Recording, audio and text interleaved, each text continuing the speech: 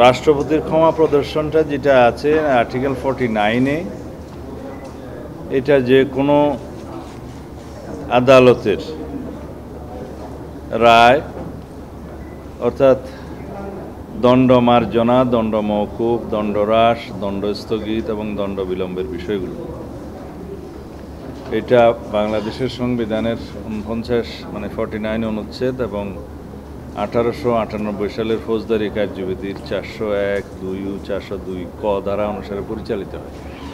এই বিষয়ে আপনারা জানেন, রাষ্ট্রপতি শাসিত সরকারের সময় পদ্ধতির সময়ে এটা রাষ্ট্রপতি একদম প্রিরোগেটিভ রাইট হিসেবে, অ্যাবসলিউট রাইট হিসেবে করা হয়।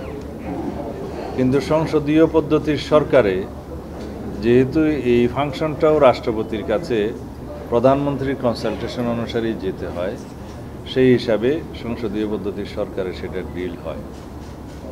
আমরা বিগত সময়ে দেখেছি রাষ্ট্রে এই ধারার, রাষ্ট্রপতির এই ক্ষমতার যথেষ্ট অপব্যবহার হয়েছে, মিসইউজ, অ্যাবিউজ, যাই বলি সব কিছুই হয়েছে। এবং যারা ফাঁসির দণ্ডপ্রাপ্ত আসামি বিভিন্ন হেনিয়াস ক্রাইমে, তাদেরকেও অপর্যাপ্ত ক্ষমা প্রদর্শনের মাধ্যমে রাষ্ট্রে হত্যাযজ্ঞের একটা উৎসাহ দেয়া হয়েছে। এইটার কারণে সমাজে একটা আলোচনা এসছে রাষ্ট্রের মধ্যে, এই ক্ষমতাটা প্রেসিডেন্টের হাতে এভাবে অবারিত থাকা উচিত কিনা। তো সেই সেন্টিমেন্টের সাথে একমত পোষণ করে আইনের মাধ্যমে রাষ্ট্রপতির এই ক্ষমতা প্রয়োগের একটা বিধান আনা যায় কিনা এবং সেই আইনে পরামর্শ সভা বা বোর্ড ইত্যাদি রাখা যায় কিনা এবং তার সাথে কোনো নীতিমালা প্রণয়ন করা যায় কিনা, কি কি পদ্ধতি অনুসরণ করে এই ক্ষমা প্রদর্শনের বিষয়টি করা যায়। তা আমরা নীতিগতভাবে একমত হয়েছি যে রাষ্ট্রপতির এই ক্ষমা প্রদর্শনের বিষয়টি আইন দ্বারা নিয়ন্ত্রিত হবে। কনস্টিটিউশনের আর্টিকেল 100-এর যে বিধানটা বর্তমানে আছে তার সাথে একটা বাক্য সংযোজন করার বিষয়ে সবাই একমত হয়েছে যে তবে রাষ্ট্রপতির এই ক্ষমতা সংসদে প্রণীত আইনের দ্বারা পরিচালিত হইবে, এই লাইনটা সংযোজন করার বিষয়ে একমত হয়েছে। এবং আইনের দ্বারা যে সংসদ যে আইন করবে সেই আইনটা করার সময় সবাইকে নিয়ে আলোচনা করে এবং সেই আইনকে কতটা সমৃদ্ধ করা যায় যাতে মিসইউজ না হয় সেই ক্ষমতার, সেই বিষয়টা তখন আইন প্রণয়নের সময় দেখা যাবে। এবং এখানে অনেকের পরামর্শ আছে যে যে সমস্ত পরিবার ক্ষতিগ্রস্ত হবে, যাদেরকে ক্ষমা করা হলো তার প্রেক্ষিতে তাদেরও একটা অনুমতির বিষয় থাকবে, তাদেরকে অন্তর্ভুক্ত করা হবে, সেটা অনুসরণীয় নীতির মধ্যে থাকবে।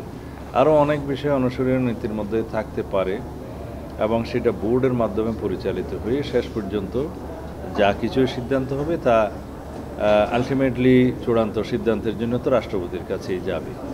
তো সেটাতে সবাই একমত হয়েছে, এটা একটা ভালো অগ্রগতি। এবং সেটা আমার পরামর্শ ছিল এই বিষয়ে যে আইনে এইভাবেই সংযোজিত করে এটা সংশোধন করা যায়, মানে পরিবর্তন এবং সংযোজন যেটাই বলেন করা যায়। পরে সংসদে প্রণীত আইনের ক্ষেত্রে তখন বিস্তর আলোচনার মধ্য দিয়ে একটা আইন প্রণীত হবে। তারপরের বিষয়টা হচ্ছে বিকেন্দ্রীকরণ হাইকোর্টের। আপনারা জানেন সংবিধানের 100 আর্টিকেল অনুসারে সময়ে সময়, মানে সুপ্রিম কোর্টের পার্মানেন্ট আদালত যেটা, সেটা রাজধানীতে অবস্থিত থাকিবে, এটা 100 অনুচ্ছেদের প্রথম লাইন। তারপরে বলা আছে যে হাইকোর্ট ডিভিশনের বেঞ্চ রাষ্ট্রপতির অনুমতিক্রমে সময়ে সময়ে ঢাকার বাইরে স্থাপন করা যাইবে প্রয়োজনীয় সংখ্যায়।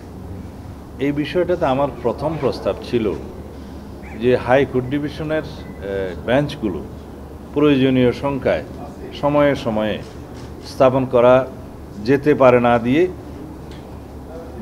যাবে শব্দটা দিয়ে একটা বাধ্যতামূলক করা, যে হাইকোর্ট ডিভিশনের সার্কিট বেঞ্চগুলো যাতে প্রতি বছর একবার অথবা দুইবার, মানে একাধিকবার প্রয়োজন অনুসারে যাতে ঢাকার বাইরে প্রয়োজনীয় স্থানে, শুধু বিভাগীয় হেডকোয়ার্টার হবে এমন কথা নাই, যেখানে সুপ্রিম কোর্ট উপযুক্ত মনে করবে সেই জায়গায় স্থাপন করতে হবে, এই বিষয়টা বাধ্যতামূলক করার জন্য আমার পরামর্শ ছিল। এবং পরবর্তীতে একটা বিকল্প পরামর্শ দিয়েছি, সেটা হচ্ছে যদি পার্মানেন্ট বেঞ্চ করতে হয় হাইকোর্ট ডিভিশনের সংবিধানে পরিবর্তন এনে, সেই ক্ষেত্রে আমাদেরকে সুপ্রিম কোর্টের একটা আলোচনা সাপেক্ষে করা উচিত। বিকজ আমরা চাই বিচার জনগণের দোরগোড়ায় পৌঁছুক, জনগণ অতি সহজে স্বল্প মূল্যে তার বিচার পাওয়ার ব্যবস্থা করা হোক, এটা জনগণের দাবি, আমরা তার সাথে একমত। কিন্তু ইউনিটারি টাইপ অফ গভর্নমেন্ট এবং স্টেটে, যেখানে প্রভিন্স থাকে না, স্টেট থাকে না, যেখানে লেজিসলেটিভ অ্যাসেম্বলি থাকে না, সেই সমস্ত জায়গায় সেখানে এক্সিকিউটিভ এবং জুডিশিয়ারির ব্রাঞ্চও সেইভাবে থাকে না। সেটা থাকে হলে ফেডারেল টাইপ অফ গভর্নমেন্টের, ফেডারেল টাইপ অফ স্টেটে বিভিন্ন প্রভিন্সে সেখানে হাইকোর্ট ডিভিশনের পার্মানেন্ট বেঞ্চ থাকে, সেখানে লেজিসলেটিভ অ্যাসেম্বলি থাকে, সেখানে এক্সিকিউটিভ আলাদা ফাংশন করে। মানে এক্সেপশন হচ্ছে যে কিছু ম্যাটার কেন্দ্রীয় সরকারের হাতে রিটেইন থাকে, এবং সেটা আপনারা জানেন যে defence, finance and foreign ministry, এই ফাংশনগুলো সেন্ট্রাল গভর্নমেন্টের হাতে থাকে, বাকিগুলো ট্রান্সফার থাকে। তো সেই আইডিয়ার যেহেতু বাংলাদেশের নাই ইউনিটারি টাইপ অফ গভর্নমেন্ট, এবং সেইটার বিবেচনায় 1988-এ এইরকম পার্মানেন্ট বেঞ্চ স্থাপনের জন্য একটা সংবিধানের সংশোধনী এসেছিল। তখন জাস্টিস এফ কে মনিম, যার যতটুকু আমার মনে পড়ে চিফ জাস্টিস, সেই সময় করা হয়েছিল। বাট সেই আইনটা, সংবিধান, সেই সংশোধনীটা চ্যালেঞ্জড হয়, এবং হাইকোর্টে সেই সময় একটা বার্ডিক্ট আসে। সেই বার্ডিক্টে বলা হয়েছে যেহেতু ইউনিটারি টাইপ অফ নেচারে আমাদের রাষ্ট্র চলে, যেহেতু প্রভিন্স নাই, সেই ক্ষেত্রে হাইকোর্টের পার্মানেন্ট বেঞ্চ ওখানে স্থাপন হওয়া এটা আইন সিদ্ধ নয় বলে এটা আনকনস্টিটিউশনাল ডিক্লার্ড হয়।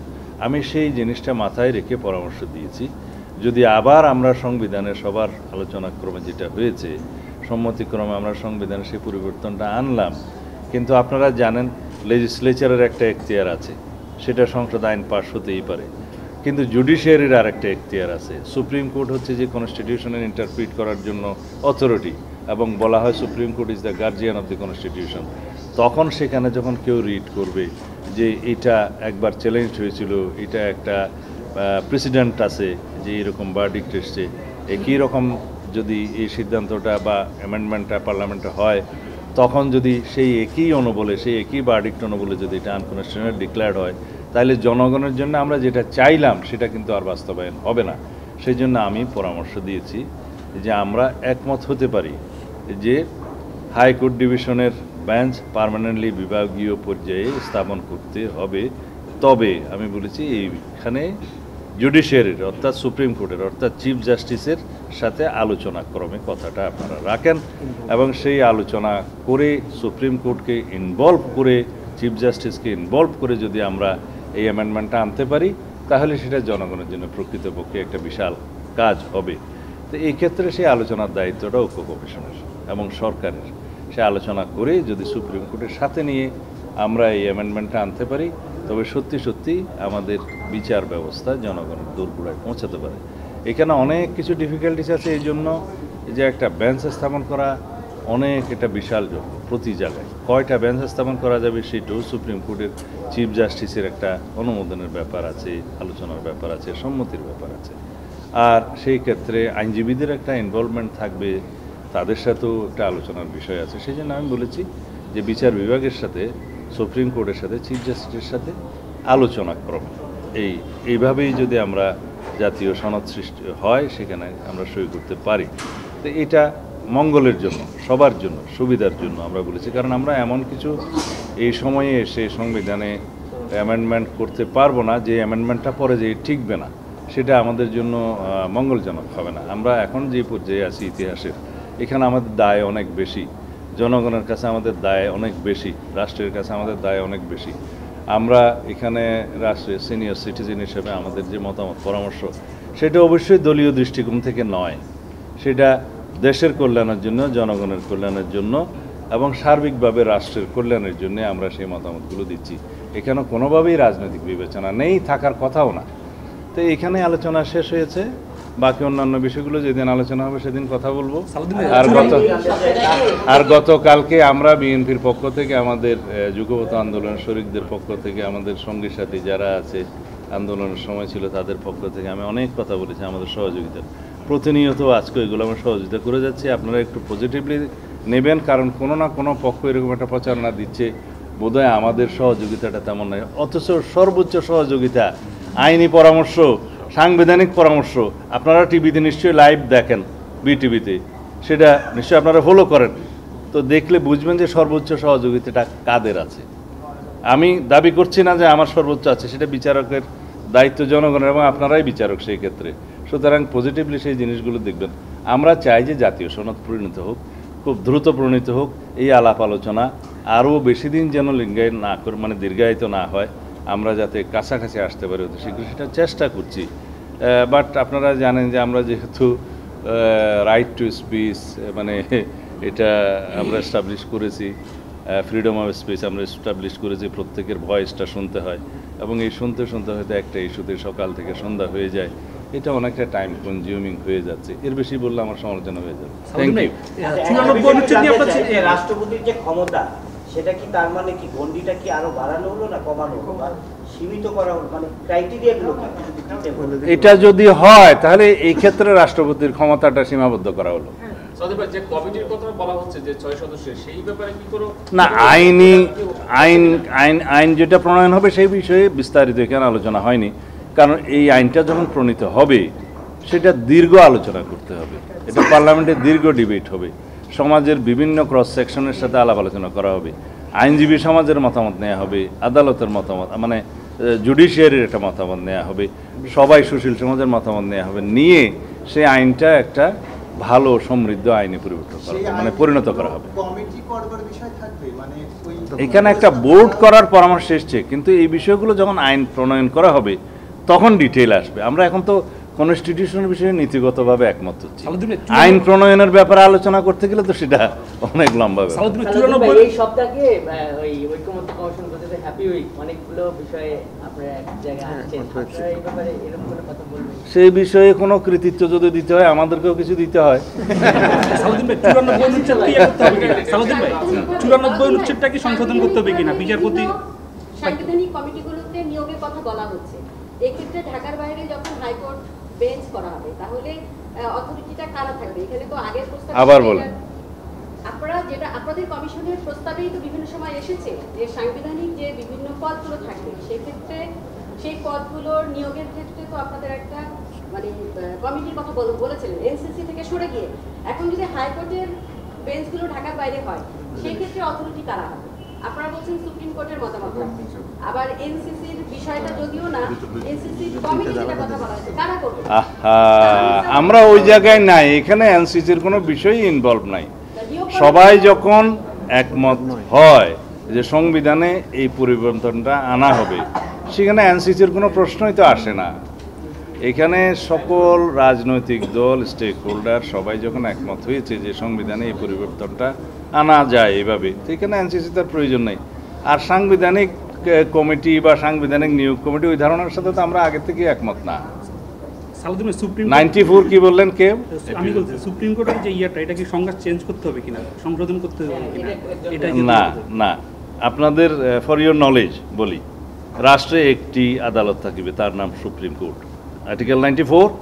ঠিক আছে, রাষ্ট্রে কয়টা আদালত?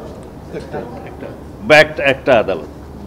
এখন আমি তো মনে করি এখানে সবাই সংবিধান বিশেষজ্ঞ হয়ে গেছে বাই নাও, আই হোপ সেটা হওয়া উচিত।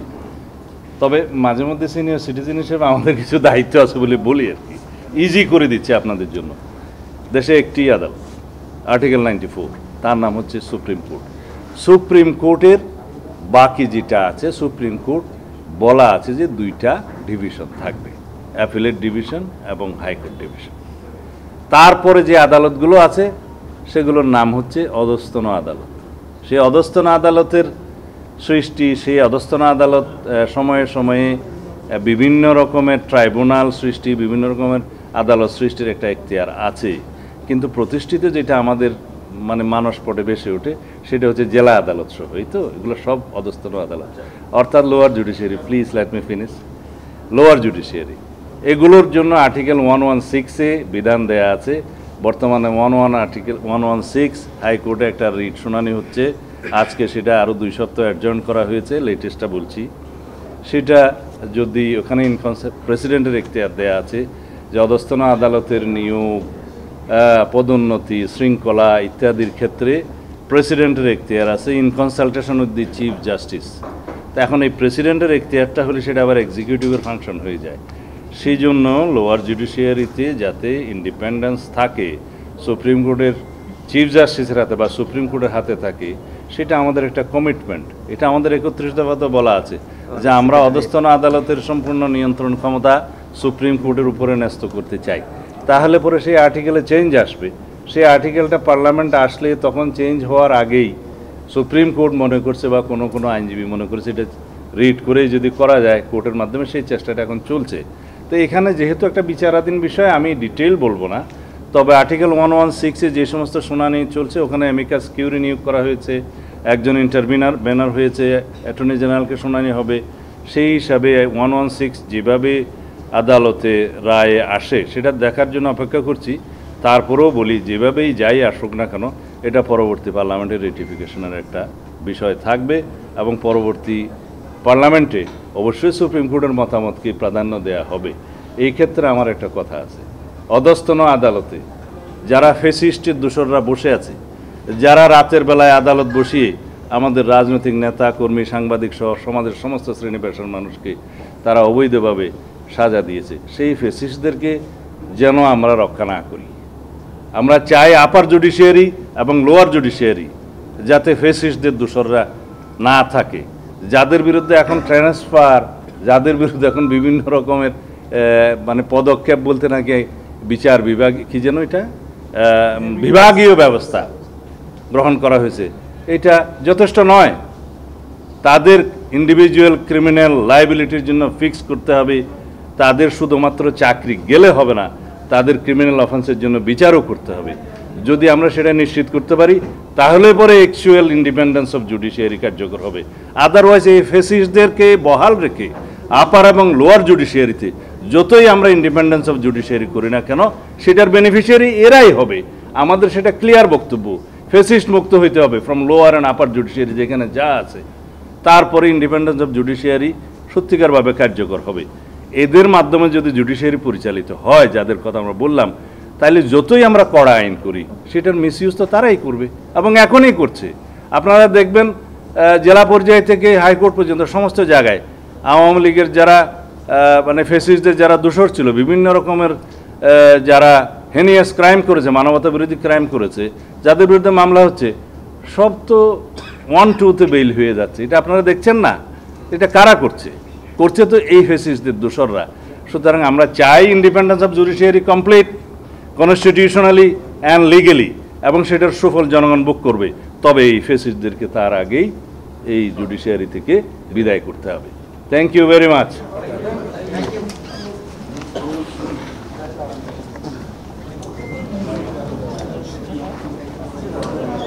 আমরা যে সহযোগিতা করে যাচ্ছি আপনারা একটু দয়া করে এটা